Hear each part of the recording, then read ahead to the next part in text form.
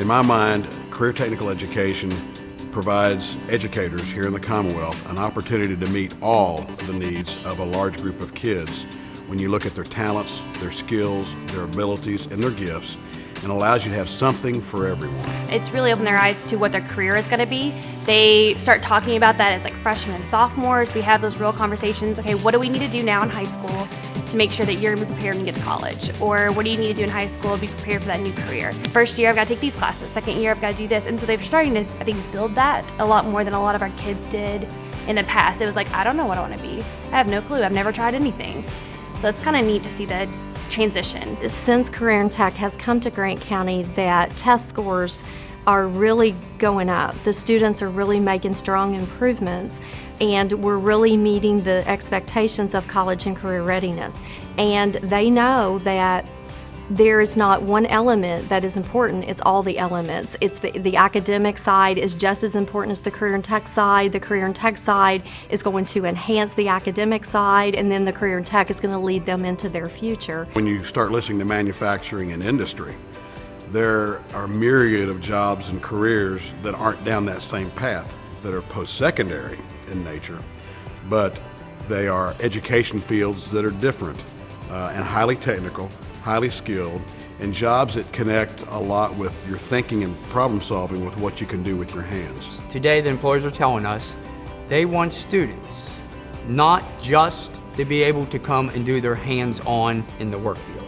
They want students to be able to think, critically think, be able to figure things out, be able to analyze things. I majored in math education. I've taught introduction to engineering design, principles of engineering, digital electronics, and civil engineering architecture. I've had several of my kids come back and say, hey, my geometry class was easy because I took introduction to engineering first and already knew how to do most of it. So being able to combine those two things where they get the hands-on, they get to learn it in a new way, the kids have really grasped it on.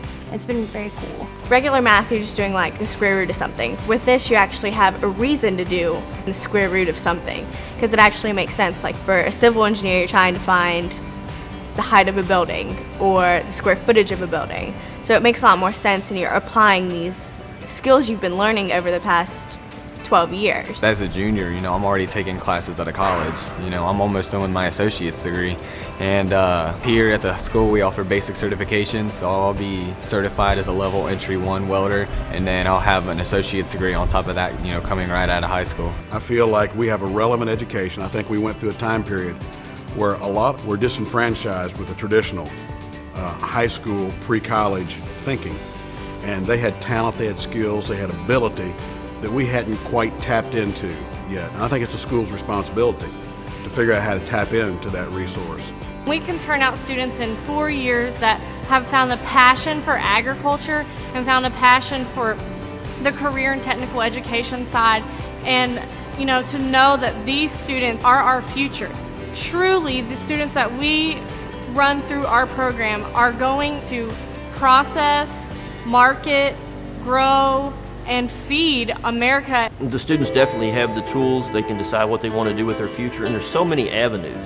It's not just here in Kentucky, but there's so much of the global economy that they can pretty much do whatever they want. It's unlimited for them. I think without CTE, many of our jobs would be outsourced, and we wouldn't have nearly as bright a future for these young students.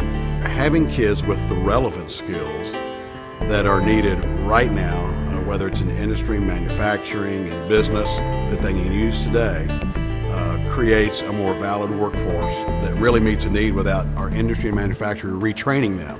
Any type of skilled craft, skilled worker has to benefit the state. We must have more skilled workers in all the trades areas. It's for the economic growth of our state, and brings business and industry into the state, and helps retain business and industry. I can owe a lot to my teacher and the school itself, because if it wasn't for the counselors and the principals and the actual technical center we have, I wouldn't be in the position I am, and I'm really far ahead. I'm just thankful for the school for that. It's a great feeling for me to know that I've helped, ever so small, but I've helped students to get on the right path and be able to get a good paying construction job and help build Kentucky. It's really exciting. It's I feel very blessed, honestly, to think about what I've got to help with these kids and to hear them talk about some of the stuff that they've learned and how they've grown and, you know, what they want to be when they grow up and how they want to make a difference. And that's pretty awesome. You can't really buy that.